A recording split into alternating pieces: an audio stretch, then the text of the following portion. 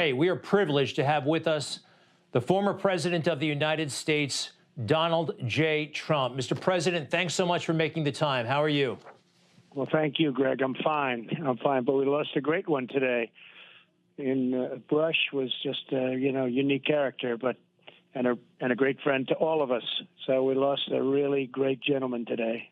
Well, he was very good to you. You were very good to him. It was really nice that he had a friend, and you had a friend in him.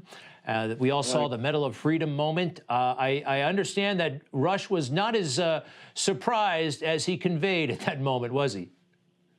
Well, he knew a little bit about it, and we had to, because he was quite ill, and it's amazing that he lasted this long. Only a strong person could have.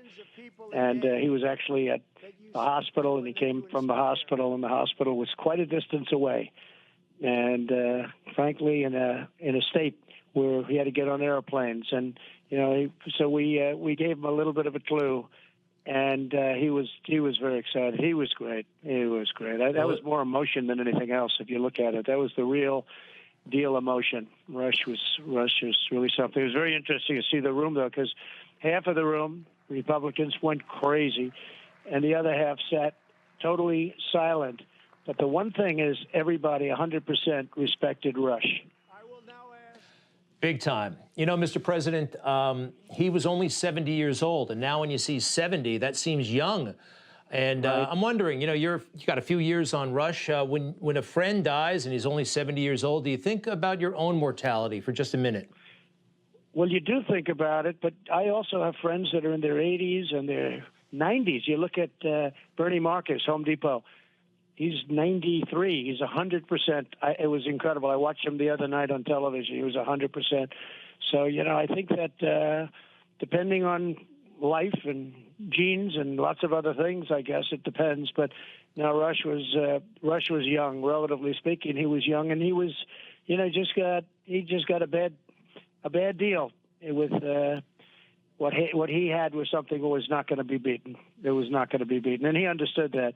But he wanted to get past the election, and he made it easily, and he was proud of that. Mr. President, I'm wondering, a lot of people miss you. We knew that Rush was sick, so people have been talking about this and kicking it around.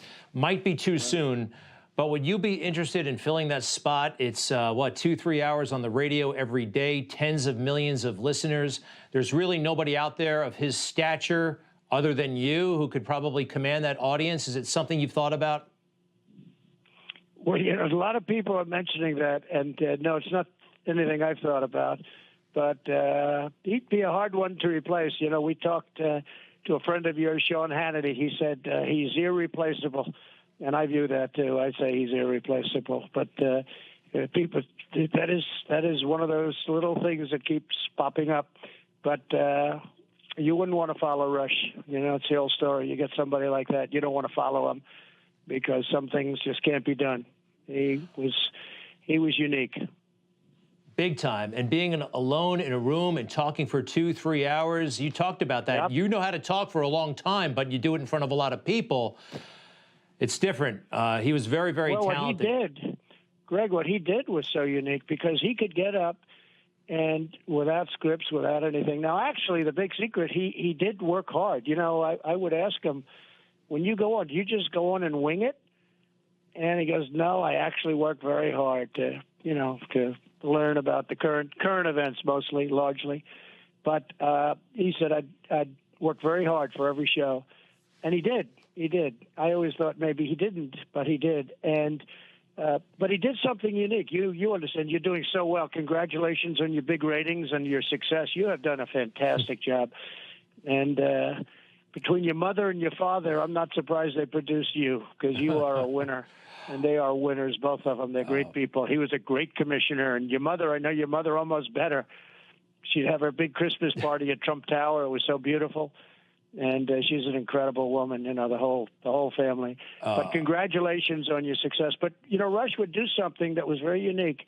He would be able to speak for 2 or 3 hours without phone calls, because that's easy. The calls come in and, whether they're hostile or not hostile or good or bad, it's calls, right? Then you just talk for a little while and you do another call.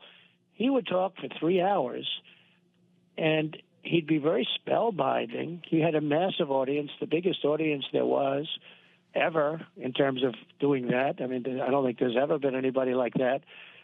And he could talk and just talk, and it was interesting.